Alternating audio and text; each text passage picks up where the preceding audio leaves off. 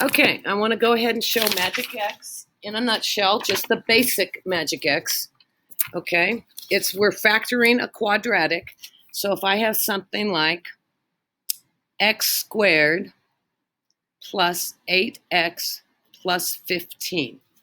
Okay, these always come in the format ax squared plus bx plus c. That's the normal format for quadratic.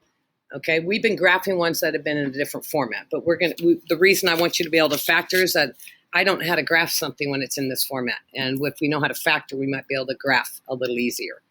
So I need to take a sidebar and learn how to factor these. And I know it's going to be 2 parentheses. I know it's going to be x plus or minus something. I don't know what yet. But what I do is I take this Magic X. I put a little dot up here to remind me that I'm multiplying these two factors together. And I put this plus here. I really should write a CO. In fact, maybe I will write CO because I'm combining like terms. So I've got a dot to the top, combine like terms to the bottom. What goes on top is C.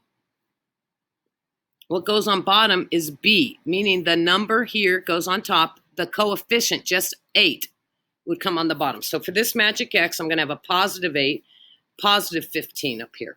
Now, you're going to find factors because factors are things multiplied together. So I'm looking at the number that says when I multiply these two together, I get 15. I need to know what numbers multiply together to give me 15. 15 times 1. 2 doesn't go in there, so 3 times 5. That's it. I only have 2 possibilities. It's either 15 and 1 or 5 and 3. Now, which 2, since these are both going to be, this is a plus here. If this is a positive, these 2 numbers are either both positive or both negative in order for me to get a positive 15. But since this is plus 8, I know I need both of these to be positive, meaning I need the sum of my factors to be 8. Well, 5 and 3, positive 5, positive 3, add up to 8. Once I find these factors, I write them in here. And this is literally my answer, x plus 5, x plus 3. Okay, x squared plus 8x minus 9. Okay, again, Magic X, this third number comes on top. The middle number goes on the bottom. I need factors of 9. 9 times 1, 3 times 3. Well, I need them, since that's a minus, these are both going to be either negative. Oh, no, one's going to be positive, one's going to be negative.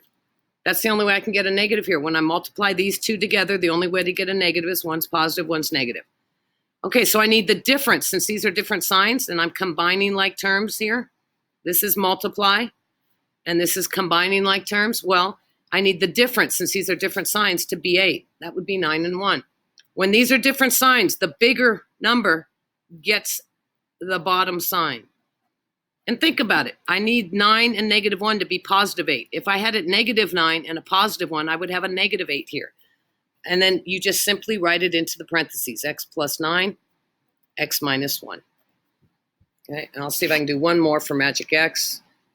And the one I want to do is x squared minus x minus 42.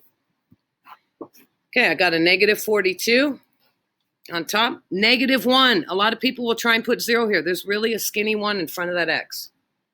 So I need factors of 42. 42 times 1. 2 times 21. 3 times 14. 4 does not go in there. 5. 6.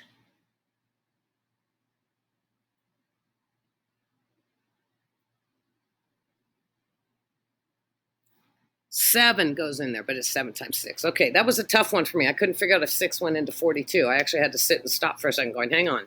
6 times 6 is 36. Then I used my fingers real quickly, and it does go in. I forgot 7 times 6. Okay, this is a minus sign. In order to get a negative, when I'm multiplying these two together, one's got to be positive, one's got to be negative. Okay, I need the difference of my factors to be 1. Well, it's going to be 7 and 6. 7 is the bigger number. It needs to be the negative here. Because when I combine these two, I want the leftover to be a negative.